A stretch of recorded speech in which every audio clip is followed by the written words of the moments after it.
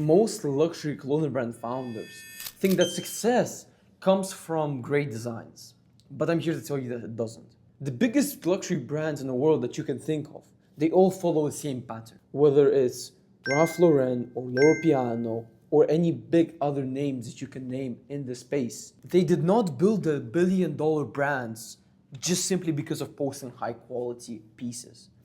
They built it based on the structure and the foundation that they had laying for their post. And this foundation, almost all the beginning luxury clothing brands tend to miss. In this video, I'm going to break down the 6 pillars behind each luxury successful clothing brand that they have used. These are the exact principles that create desire, justify the price, make sure that the customers see the value in each piece that you sell. If you're serious about building a luxury clothing brand, make sure you watch it till the end, because the final pillar is the one that ties them all together. If we haven't met before, my name is Lev. I work with luxury clothing brands, help them grow their revenue, and make sure that they stand out and that they're viewed the same way as you as a founder view your own business. Through better positioning, clear strategies, and additional creativity to the base that you've already hopefully set. And of course, the paid advertising. So let's get into it. The first pillar is the actual positioning themselves. Luxury brands don't try to sell to every single one. They create a desired customer that they initially want to only sell to. They know exactly who they're for, and just as importantly, as they know exactly who they are not for. If your positioning is weak, the only point of comparison you give the chance for your customers to compare you with is the price. And that's not what you want as a luxury clothing brand, is it? On the other hand, when your positioning is strong, people compare you, that your customers compare you to the brands they want to associate with. They want to envision themselves one day wearing. Take for example, Loro Piano. They aren't screaming about discounts or any sort of sales. Everything they do communicate a clear message, either it being exclusivity, craftsmanship, or the clear luxury that they envision the customers wearing with their products. So I want you to ask yourself, who is your products made for? Who is your ideal clients? What lifestyle do they live by?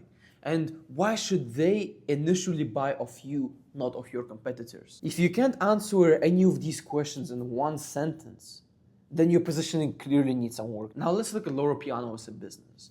Worldwide, it's being classified as the silent luxury that people buy when wearing Loro Piano. When Loro Piano comes into your mind, you already envision old money, quiet luxury, expensive. And this is the brand identity that they have built for themselves. It does not necessarily mean that your brand identity has to be the same. Average customer, when they're buying Loro Piano, they want to fit into the image that the Loro Piano has set for their clients. And so, by buying their pieces, they want to feel themselves rich. And most importantly, they want to fit into the identity that Loro Piano classifies as their ideal client. The second pillar is brand identity. Now, brand positioning and brand identity, for the people that don't know the difference between them, they could classify them as something similar. But in reality, they are absolutely different things that you as a luxury brand should be aware about. Most early founders think that brand identity is their logo. The colors, typography, how it's laid out, the packaging, the website, and all of these parts of the structures, which early founders consider as brand identity, are not actually what brand identity is as a whole. Luxury brands are consistent. Nothing feels random, nothing feels out of place. They all feel super intentional. Look at Brunello Cucinelli. Every image, every campaign, every product felt like belongs to the same type of world that they created their brand for. If someone removed your logo, would they still recognize your brand? Would they still want to purchase from it? And is your luxury brand built itself an identity that people are worth buying for? And this is why it seems so absurd when you see a designer brand creating a shoe or a shirt and placing their name on that shirt. And that's pretty simple. There's not crazy unique materials, nothing insane with logo designs. It's just simple, but it has a name on the shirt. And so people want to buy that shirt. And that's the thing that you should create with your business. And I don't mean you should go right now and create shirts with just your name on it or copy the things that our luxury brands are doing. First of all, you're not at that level yet. And so what you have to do is you have to build up to that level slowly. And now it could mean creating content that is very unique, creating pieces that are expensive, but they are reasonably expensive. In the end of the day, it all comes down to what you want your brand to be known for. Marketing could get someone to buy. I'm not denying that. But quality and branding as a whole is the thing that makes them want to buy again. Luxury customers for slightly newer luxury brands, expecting high quality for what they're buying, expecting a brand to be popular, yet not on every corner of the street. They want every detail, want perfection, and they want thoughtful packaging that goes into it. Because in the end of the day, they're paying for something luxury that none other people should have access to. Even the smallest details truly matter. When starting off, the way your garment arrives, the texture of the box, the thank you card, the unboxing experience, all of this links to how your brand will be perceived moving on. Every touch point either increases the chances of the customers buying again or decreases it to absolute zero. And after that, there's absolutely no marketing that's there to be done to improve the image that you created. Because you have to understand, in online luxury space, the image that you create for the brand, even if it's an image that you did not intend to create, that image sticks to the business. And that image creates the name that people remember and associate your luxury brand with. The best practice that I would recommend you as a founder of your luxury clothing brand is try to imagine yourself ordering off your brand. Are you going to enjoy the experience? Are you going to enjoy the checkout? Are you going to enjoy how your brand looks like when you first receive it on your hands?